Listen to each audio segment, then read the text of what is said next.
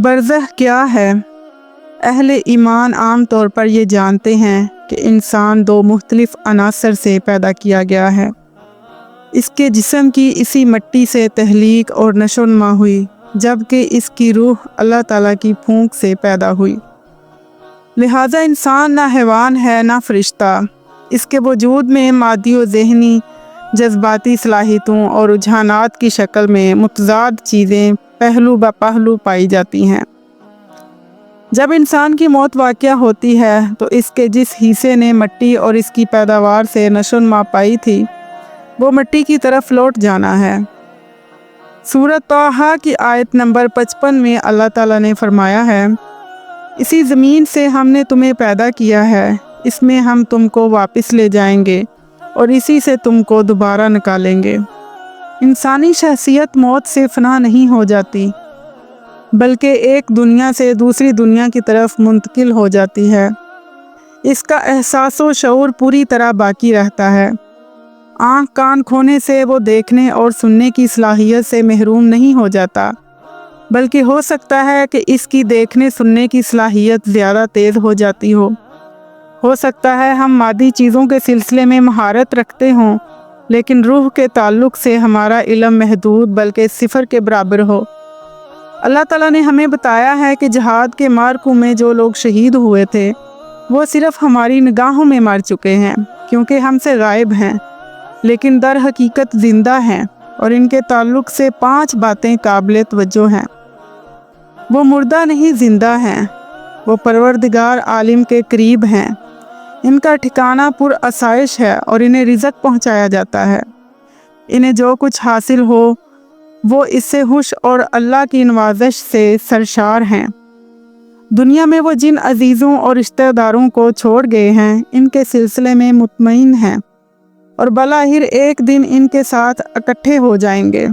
سورہ آل عمران کی آیت نمبر 149 میں اللہ تعالیٰ نے فرمایا ہے کہ جو لوگ اللہ کی راہ میں قتل ہوئے انہیں مردہ نہ سمجھو، وہ حقیقت میں زندہ ہیں، اپنے رب کے پاس رزق پا رہے ہیں۔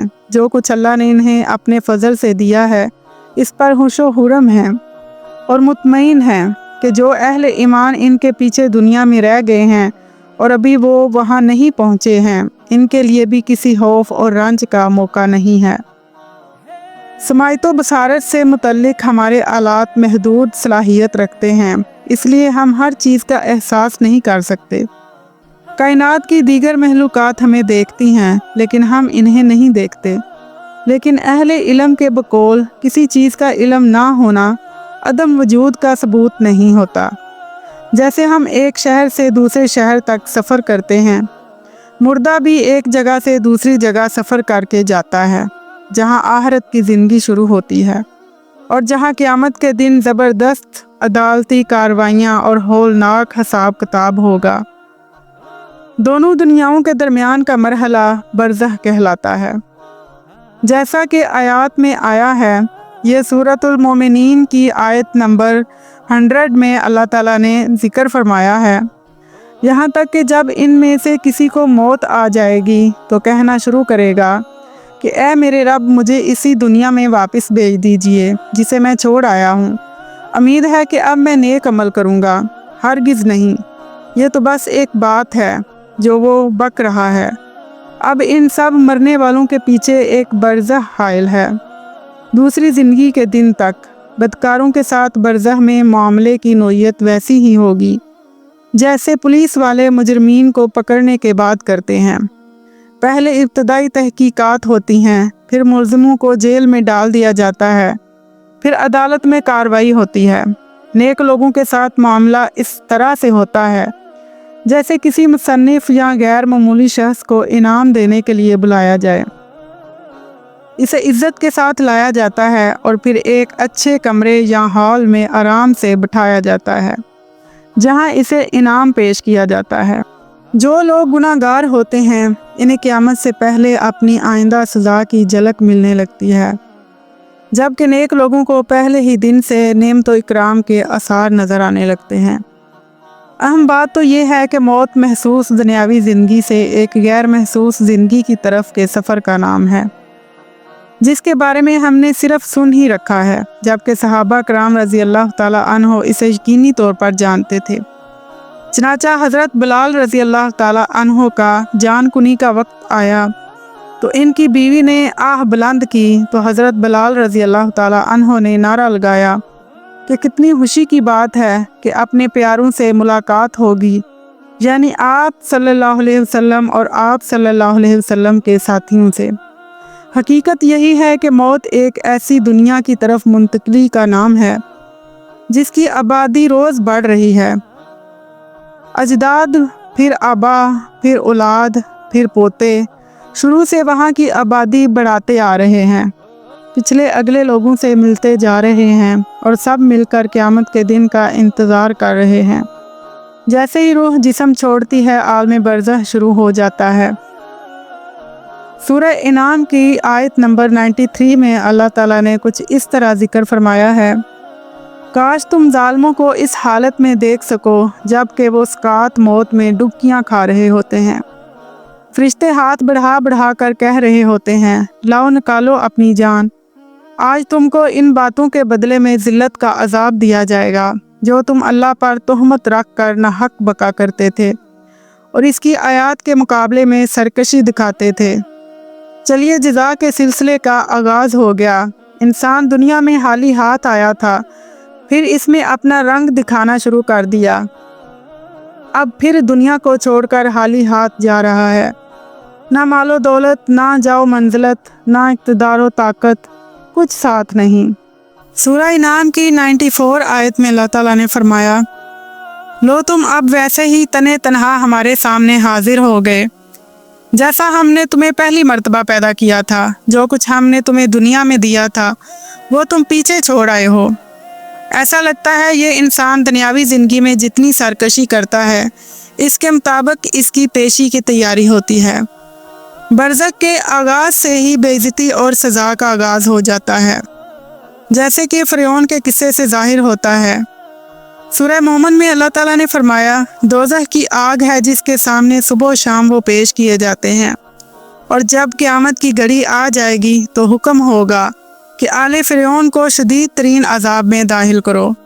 या जैसा कि कुरैश के इन सरदारों के साथ मामला हुआ जो रसूल सल्लल्लाहु अलैहि वसल्लम के खिलाफ लड़ते हुए मारका बदर में मारे गए थे।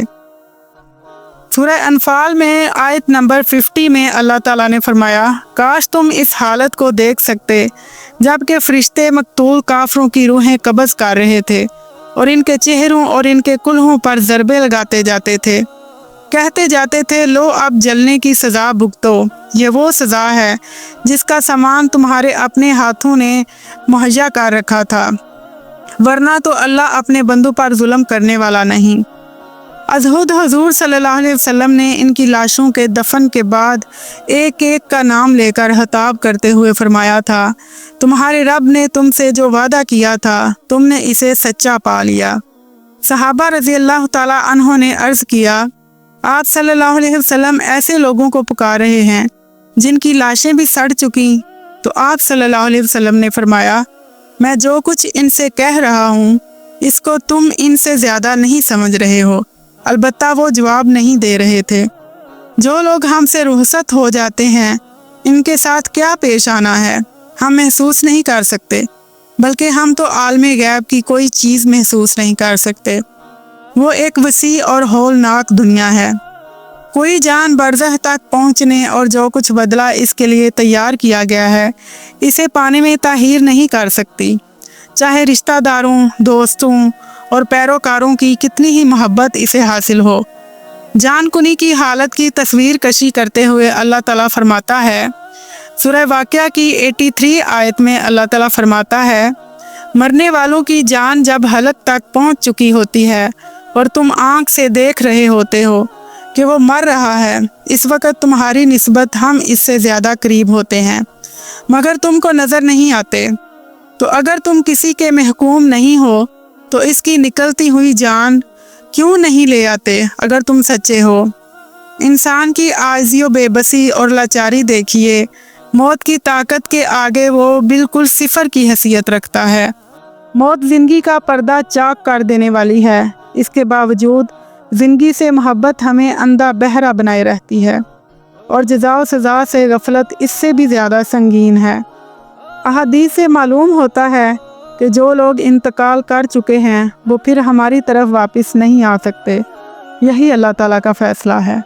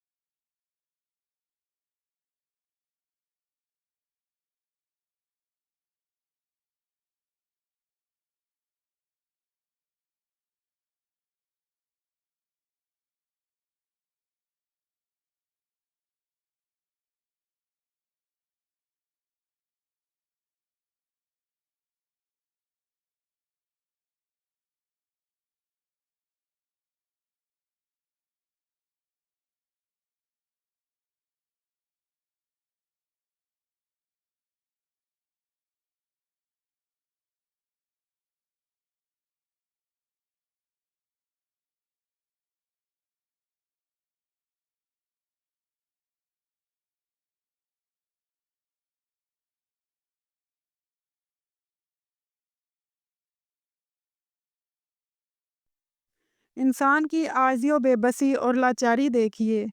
موت کی طاقت کے آگے وہ بالکل صفر کی حیثیت رکھتا ہے۔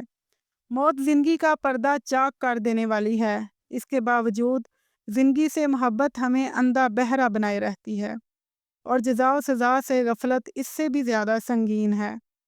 احادیث سے معلوم ہوتا ہے کہ جو لوگ انتقال کر چکے ہیں وہ پھر ہماری طرف واپس نہیں آ سکتے۔ یہی اللہ تعالیٰ کا فیصلہ ہے۔